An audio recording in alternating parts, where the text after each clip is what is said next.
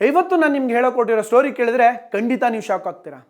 ಯಾಕಪ್ಪ ಅಂದರೆ ನೀವು ಮೂವಿನಲ್ಲಿ ಪೊಲೀಸ್ ಅಂತ ಹೇಳ್ಕೊಂಡು ಬೇರೆ ಏನಾದರೂ ಹೆಸರುಗಳನ್ನ ಹೇಳ್ಕೊಂಡು ವಂಚನೆ ಮಾಡಿರೋದನ್ನು ನೋಡಿರ್ತೀರಾ. ಆದರೆ ಇಲ್ಲೊಂದು ತಂಡ ರೀಲ್ ಅಲ್ಲದೆ ರಿಯಲ್ ಆಗಿ ಇಡಿ ಅಧಿಕಾರಿಗಳು ಅಂತ ಹೇಳ್ಕೊಂಡು ಉದ್ಯಮಿಗೆ ಮೋಸ ಮಾಡಿದ್ದಾರೆ.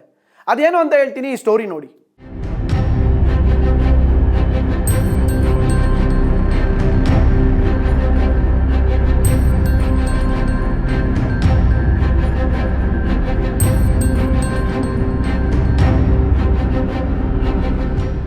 ಈ ಘಟನೆ ಎಲ್ಲಪ್ಪ ನಡೆದಿರೋದು ಅಂದರೆ ದಕ್ಷಿಣ ಕನ್ನಡ ಜಿಲ್ಲೆಯ ಬಂಟ್ವಾಳ ತಾಲೂಕಿನ ಬೋಳಂತೂರು ಸಮೀಪದ ನಾರ್ಷಾ ಅನ್ನೋ ಗ್ರಾಮದಲ್ಲಿ. ಆ ಊರಲ್ಲಿ ಸುಲೈಮಾನ್ ಹಾಜಿ ಅನ್ನೋರು ಹಲವಾರು ವರ್ಷಗಳಿಂದ ಬೀಡಿ ಉದ್ಯಮ ನಡೆಸ್ಕೊಂಡು ಬರ್ತಾ ಇರ್ತಾರೆ.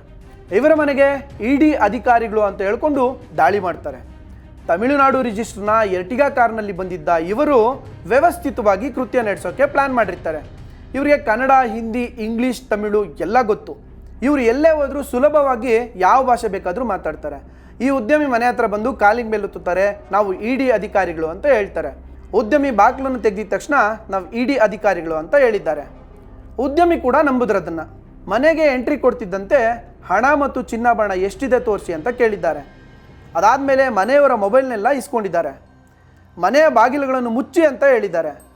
ಎಲ್ಲರನ್ನೂ ಒಂದು ಕಡೆ ಕೂರಿಸಿ ವಿಚಾರಿಸುವ ನಾಟಕವನ್ನು ಕೂಡ ಆಡಿದ್ದಾರೆ. ಪರಿಶೀಲನೆ ಹೆಸರಲ್ಲಿ ಬರೋಬ್ಬರಿ 2 ಗಂಟೆಗೂ ಹೆಚ್ಚು ಕಾಲ ಲೂಟಿಕೋರರು ಮನೆ ಜಾಲಾಡಿದ್ದಾರೆ.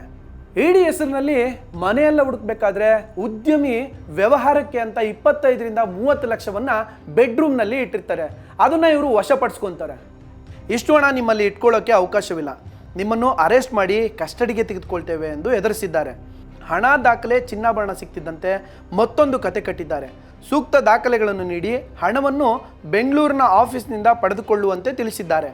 ಏನು ಆ ಮನೆಯಲ್ಲಿ ಹಣ, ಮೊಬೈಲ್ ಇರ್ಬೋದು, ಆಭರಣ ಇರ್ಬೋದು ಎಲ್ಲ ವಶಪಡಿಸ್ಕೊಂಡಿರ್ತಾರಲ್ಲ, ಇನ್ನೇನು ಓಡಬೇಕಾದ್ರೆ ಹೇಳ್ತಾರೆ ನಮ್ಮ ಕಾರ್ ಫಾಲೋ ಮಾಡಿ, ಎಲ್ಲ ತನಿಖೆ ಪೂರ್ಣಗೊಂಡ ಬಳಿಕ ನಿಮಗೆ ಮೊಬೈಲ್ ವಾಪಸ್ ಕೊಡ್ತೀವಿ, ನಿಮ್ದು ಏನಿದೆ ಎಲ್ಲ ಆಭರಣಗಳು, ಹಣ ಇರ್ಬೋದು ವಾಪಸ್ ಕೊಡ್ತೀವಿ ಅಂತ ಹೇಳ್ತಾರೆ.